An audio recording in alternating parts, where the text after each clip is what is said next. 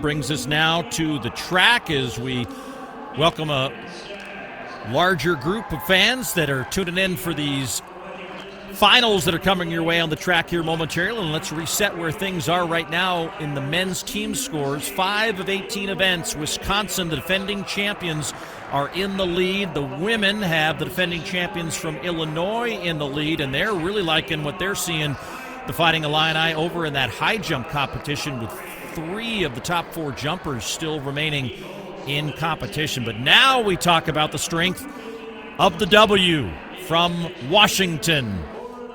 5 guys here in the final of this men's mile are from the University of Washington, one of the deepest distance programs you'll see. Andy Powell's doing just a phenomenal job building that culture of excellence here. And so you got Hammond, Martin Barco, Cole Lindhorst, Leo Daschbach, and Ronan McMahon-Staggs, who you have some sympathy for. He had the meet record in this race for one race, like you had your record in the 800. It just next race and on to the next record. He eventually relinquished it to Trent McFarland of Michigan, who ran 3:59.29. But Declan, you needed to run almost a sub-4 just to be on this track right now to race in the finals of the Big Ten.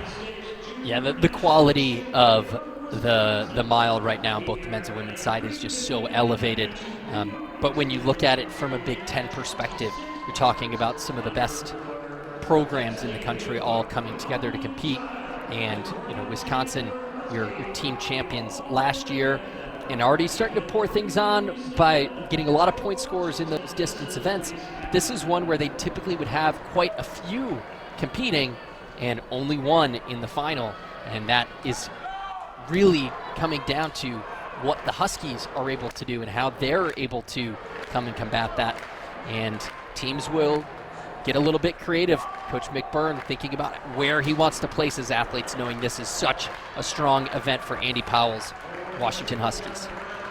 So we send them off on those inner and outer lanes. The cones will keep them in those lanes in the early going, and there's going to be some gamesmanship and some teamwork. Certainly the Washington Huskies have the most scenarios to probably talk to, and you could see maybe a teammate being thrown in there as kind of a sacrificial lamb to try to move this race in a direction that they want it to go. What do you expect here as Washington kind of settles in mostly in the back of this race right now, and Oregon trying to dictate the race from the front? Yeah, I think at some point in the race we'll see, and it's because it's a little bit slower, a little bit of pushing and shoving at the back. But I do think we'll see one of the Huskies attack if the pace doesn't quicken, and they're planning for a lot of those scenarios. They know who it might be, so that way they're able to get a little bit of a jump on the field. But I'm not surprised to see Oregon say, hey, we want to take control of this race. We'll get out to the front. We'll keep things a little bit tighter and closer because they don't have the ability to, with just 2 guys in the field, to string it out, because you don't want one of your guys to get run out of it in the end trying to set the pace for the other. So they're out here now building a little bit, and it's not too pedestrian, but it's certainly well within everybody's capabilities here. Yeah, 64-67 for the first 409 meters, and you can see the compression here is now Washington deciding from the back to begin to challenge a little bit. That's Leo Daschbach wearing hip number 9, now moving up on the long side of Paul Free. Elliot Cook still there in front, a very talented, all the way down to 800 meters is Cook, and he is going to keep himself out here in front right now as they went through that last lap in 33:74. Not going to break any records on this day, Declan, but in a year where we're always seeing all these fast times and these fast kind of record-chasing events, this is what we also love, which is just good old-fashioned racing. Yeah, this is old school Big Ten mile stuff where you're winning it. Jeff C. winning in 4:20 or something like that, where they just go out and it's real pedestrian. But now we're starting to see it ramp up. 33s down to 31s. Not yet totally all out here, but I love this type of racing. Everyone's going to be in it when we come down to it, and there's always a little bit of chaos when everybody's in it. We're going out into lane 3 on the turn, so exciting here as we approach this 1,000-meter mark.